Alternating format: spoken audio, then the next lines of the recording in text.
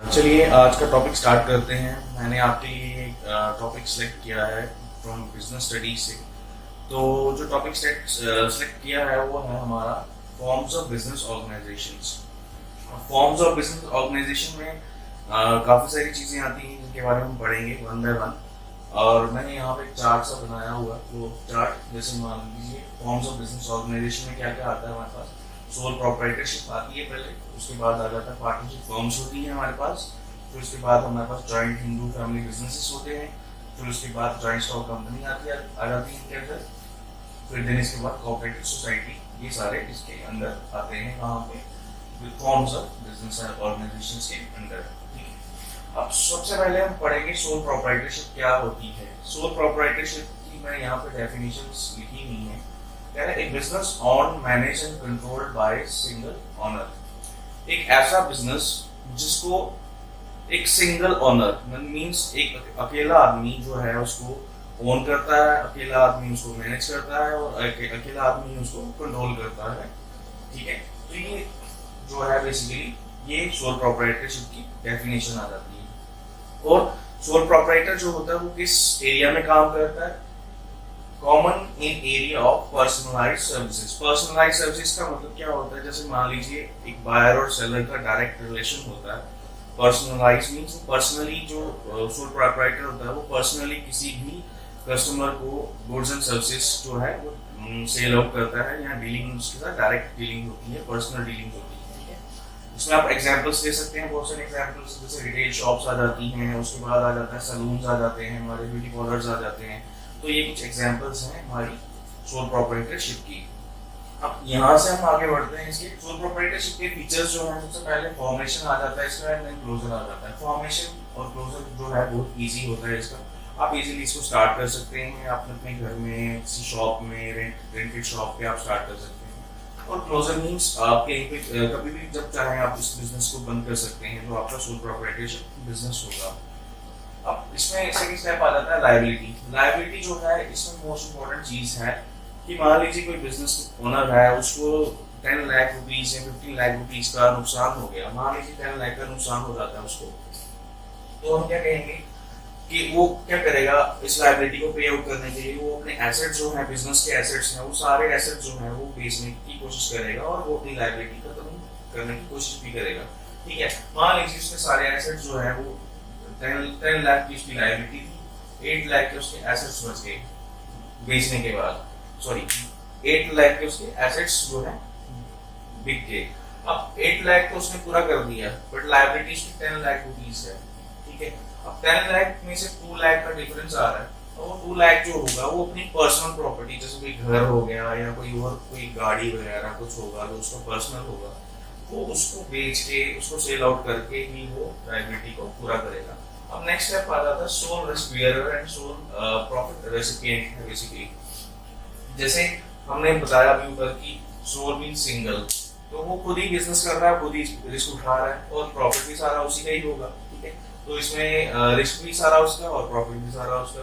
तो कंट्रोल की बात करते हैं, तो कंट्रोल क्या है, बेसिकली कंट्रोल सारा सोल प्रोप्राइटर के हाथ में होता है, बिकॉज वो सारी चीजें खुद ही कर रहा है, ओन भी बिजनेस को खुद ही कर रहा है, मैनेज भी खुद ही कर रहा है, कंट्रोल भी खुद ही कर रहा है और सिंगल है बेसिकली वो।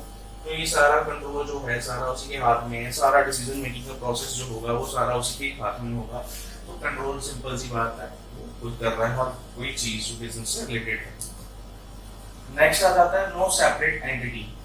मैं आपको इसकी एग्जांपल लेके बताता हूँ। जैसे मान लीजिए मुझे कोई कंपनी खोलनी है, तो मुझे वो कंपनी जो होगी कंपनीज एक्ट के अंडर रजिस्टर करनी पड़ेगी। ठीक है, बट आप कोई छोटा मोटा बिजनेस जो है आप स्टार्ट करना चाहते हैं, तो उसके लिए आपको एक सेपरेट लीगल एंटिटी शो करने की जरूरत नहीं है। ठीक है, आप आराम से अपना छोटा मोटा बिजनेस कर सकते हैं। ठीक है, तो that is called sole proprietorship. और एक सेपरेट एंटिटी अगर आप शो करना चाहेंगे तो वो आपका फिर बड़े लेवल पे बिजनेस हो जाएगा, कंपनीज एक्ट के अंडर आ जाएगा, तो आपको वो वहां पर रजिस्टर करना पड़ेगा कंपनीज एक्ट के अंडर।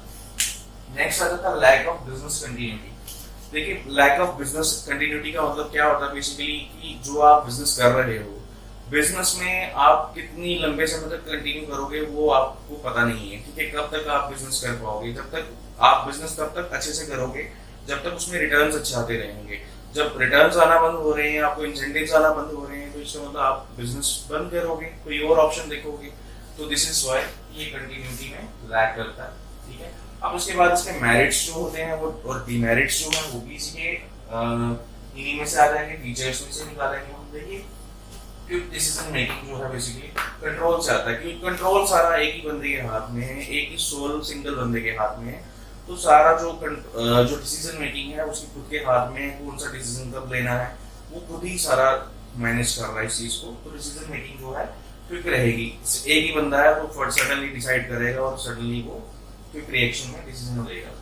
नेक्स्ट आता है कॉन्फिडेंशियलिटी। बेसिकली क्या होता है कि मान लीजिए कॉन्फिडेंशियलिटी का मतलब क्या है यहाँ पर कि बेसिकली वो खुद ही सारी चीजें कर रहा है और खुद ही उसका प्रॉफिट है, खुद ही उसका लॉस है, तो वो खुद के साथ ही वफादार रहने की कोशिश करता है, ठीक है। कॉन्फिडेंशियलिटी मींस उसको किसी थर्ड पर्सन पे या सेकंड पर्सन पे या थर्ड पर्सन पे भरोसा करने की जरूरत नहीं, वो खुद ही अपने साथ कॉन्फिडेंशियलिटी शो करता है। नेक्स्ट आ जाता है डायरेक्ट इनकम। नेचुरल सी बात है, जो भी मेरी इन्वेस्टमेंट्स होंगी, जो मैंने बिजनेस में इन्वेस्ट करा होगा, सोल प्रोप्राइटरशिप फर्म में इन्वेस्टमेंट करी होगी, उसमें से जो भी मेरे इंसेंटिव्स होंगे, जो भी मेरे रिटर्न्स होंगे, जो भी मेरे प्रॉफिट्स होंगे, वो मुझे डायरेक्टली मिलेंगे। तो इट मींस डायरेक्ट इनकम होगी वो मेरी ease of formation and closure आ जाता है। ये भी हमने ऊपर पढ़ा अभी जस्ट कि भैया फॉर्मेशन जो होती है और क्लोजर जो होता है, it is in the hands of the sole proprietorship. वो जब चाहे अपना बिजनेस स्टार्ट कर सकता है, जब चाहे अपने बिजनेस को बंद कर सकता है। तो इसके लिए उसके पास ईज है, मींस इजीनेस है उसके पास, ठीक है। उसके बाद आ जाता है सेंस ऑफ अकम्प्लिशमेंट। अब देखो सेंस ऑफ अकम्प्लिशमेंट कब होती है, मान लीजिए मैंने कोई बिजनेस स्टार्ट करा और मैं बिजनेस में काफी सारा सक्सेस हासिल कर रहा हूँ, ठीक है, तो वो मेरी अकम्प्लिशमेंट है। तो मैं अपने बिजनेस को खुद ही अपने तरीके से रेट कर सकता हूँ, मैंने किस लेवल से स्टार्ट करा था और आज मैं कहाँ पर हूँ, कितने मेरे को रिटर्न्स आ रहे हैं, कितने इंसेंटिव्स में कमा रहा हूँ। तो एक अकम्प्लिशमेंट की जो सेंस होती है वो अपने आप हो जाती है, ठीक है। तो इसलिए हम कहते हैं सेंस ऑफ अकम्प्लिशमेंट। उसके बाद आ जाता है लिमिटेशंस।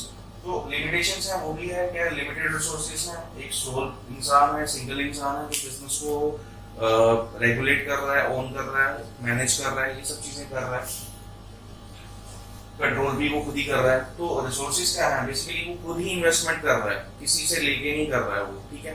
तो अगर वो लेगा भी इन केस, तो वो लेगा किससे, मान लीजिए अपनी फैमिली से लेगा, इन केस अगर लेगा तो बैंक से लोन लेगा, तो वो उसका पर्सनल होगा, ठीक है। तो उसको खुद ही वो सब चुकाना है, वापस करना है सारा। That is why it is called limited resources. ये इसकी लिमिटेशन आ जाएगी। नेक्स्ट आ जाता है limited life of the business. अब कोई बिजनेस सोल प्रोप्राइटरशिप में आता है, उसकी लाइफ कितनी लंबी होगी, कितना देर चलेगा वो बिजनेस, वो अनसर्टेन है बेसिकली। कि जब आप बिजनेस कब तक करोगे, आप बिजनेस तब तक करोगे जब तक उसमें रिटर्न्स अच्छे आते जा रहे हैं। जब रिटर्न्स ही नहीं आ रहे हैं बिजनेस में, तो आप बिजनेस को बंद करोगे, नेचुरल सी बात है। बिजनेस कोई और शिफ्ट करोगे, किसी और बिजनेस में शिफ्ट करोगे। उसके बाद आ जाता है अनलिमिटेड लायबिलिटी।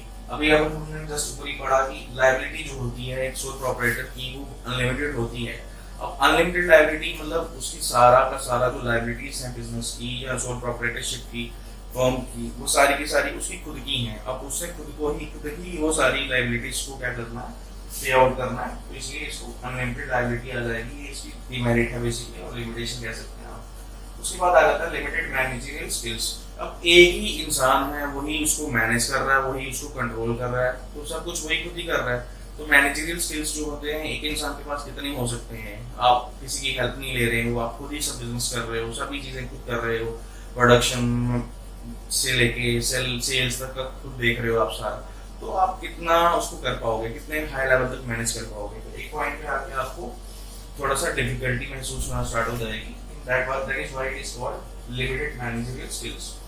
तो ये हमने फॉर्म्स ऑफ बिजनेस का जो फर्स्ट पार्ट था सोल प्रोप्राइटरशिप, वो हमने अभी डिस्कस करा। हम नेक्स्ट जो पार्ट्स जो हैं, जैसे पार्टनरशिप फर्म्स हैं, joint Hindu business family businesses हैं, उसके बाद हमारा जॉइंट स्टॉक कंपनीज हैं, फिर उसके बाद आ जाता है कोऑपरेटिव सोसाइटीज। तो ये हम सारे जो है वन बाय वन डिस्कस करेंगे इन द नेक्स्ट वीडियोस।